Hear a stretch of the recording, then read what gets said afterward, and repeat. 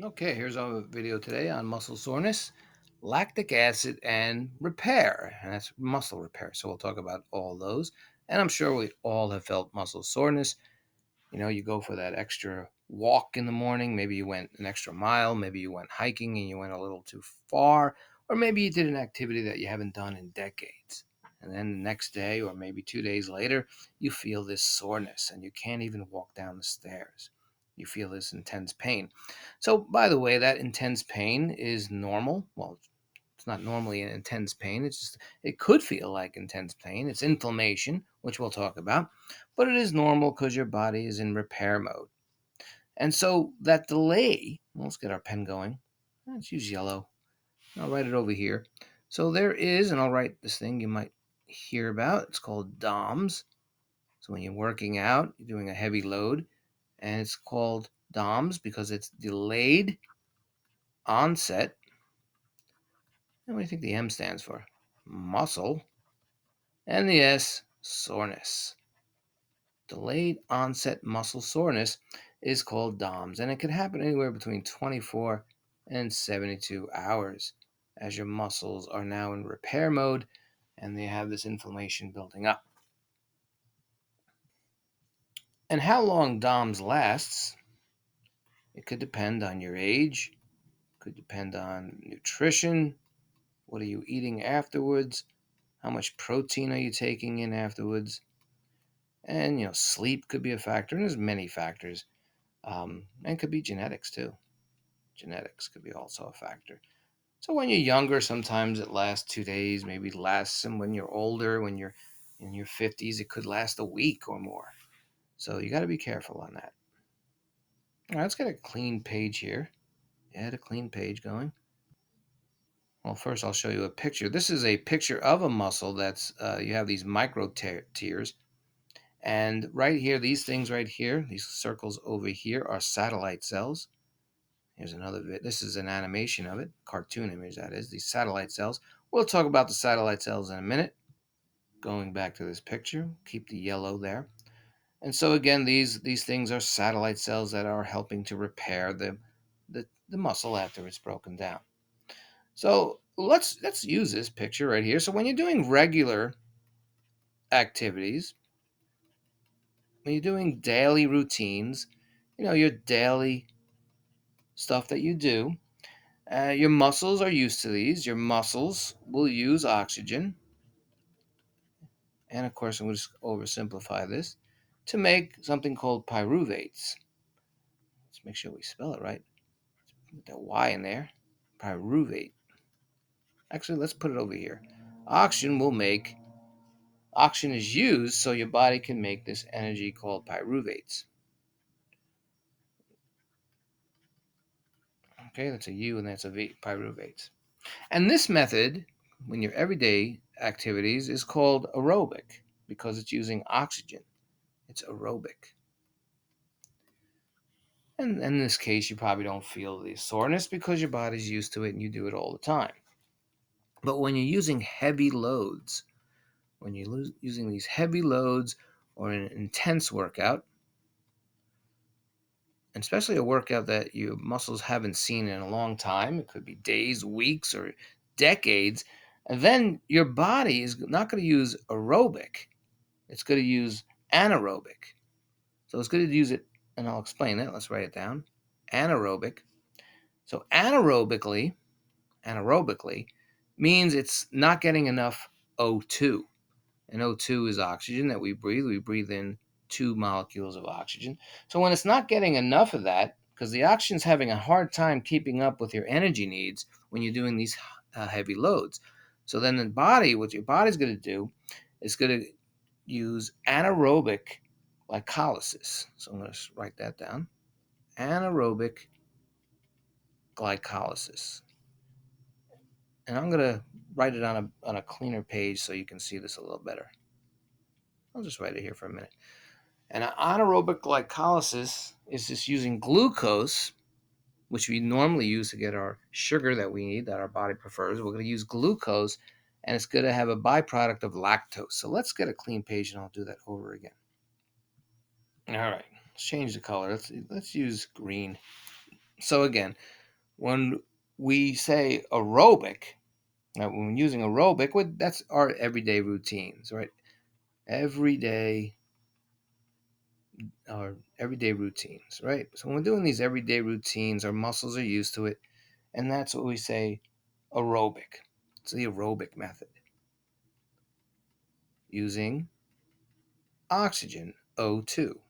Oxygen, two molecules of oxygen. That's the oxygen we breathe. We don't breathe in one oxygen, we breathe in two. And so, but if we're using intensity, heavy loads, an intense workout, or things we haven't done in a long time, like all of a sudden we decided when we're 50 years old to play football, and then what you're doing is your body is going to need more oxygen. And so when you're doing this intense workout, like weightlifting, or whatever the case may be, oxygen, we'll say O2, is having a difficult time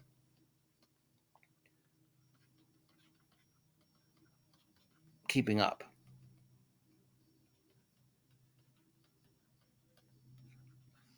It's having a difficult time keeping up with your needs, with your energy needs.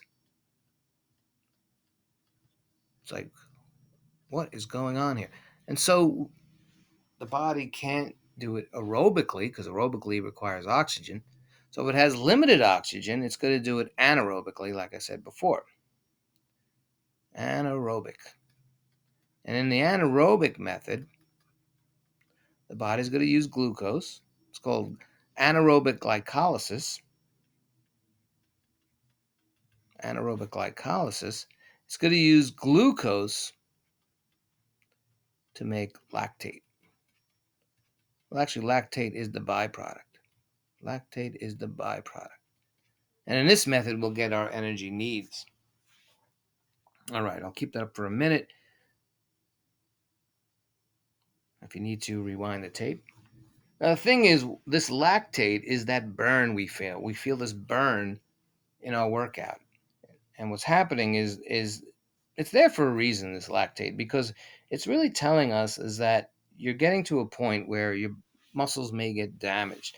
So it's slowing down your muscles' ability to contract. So I'm going to put that up in a minute. We'll clear the page.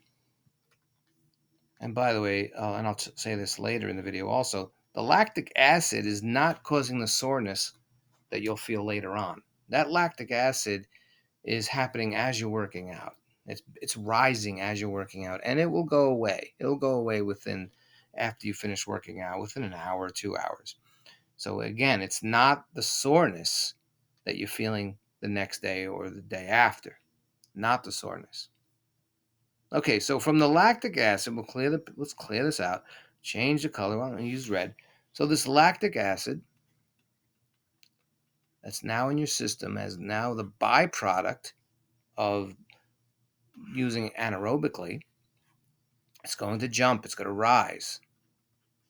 And the metabolic pathways, put that in the metabolic pathways, will slow down. And it's going to slow the muscle's ability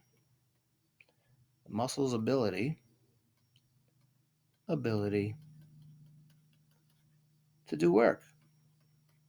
And you felt this before probably when you did an intense workout. You just can't do another push-up. You just can't do another curl because your muscles are breaking down. And that's the lactic acid doing that. And it's a good thing because it's trying to prevent damage. So that's what the lactic acid does. And again, after you stop working out, within an hour, the lactic acid will go away. The soreness will happen later. And that has nothing to do with the lactic acid. All right, so let's clear this out. Let's just do a little review and add some more things. So again, when you're working out, and I'll wait for a minute there if you had to write something down. When you're working out, your brain is sending signals, and what it will send, so your muscles will contract into your muscle cells, is calcium ions. Now, why don't we just keep that up there for now? People might want it there. And so these calcium ions, there's calcium, and you have this plus sign. That means it's positive, and it's actually, you see number 2 there. And the 2 means it has 2 extra protons than it has electrons. And again, with an ion, an atom could be an ion if it has more neutrons, excuse me, not neutrons, if it has more electrons than protons, or vice versa. So, for example, if it was a negative ion, you would see that negative sign. But it's not negative. There's these calcium ions, and the number 2 up there in that index over there is saying it has 2 extra protons than electrons. So these calcium ions will flow into the muscle cells. They will flow into the muscle cells. So your muscles can do work. So your muscle cells can contract. Right? Now, when your muscles get damaged, let's clear this out now. Clear this out. Change it to blue. Why not? When your muscle cells get damaged from doing this workout,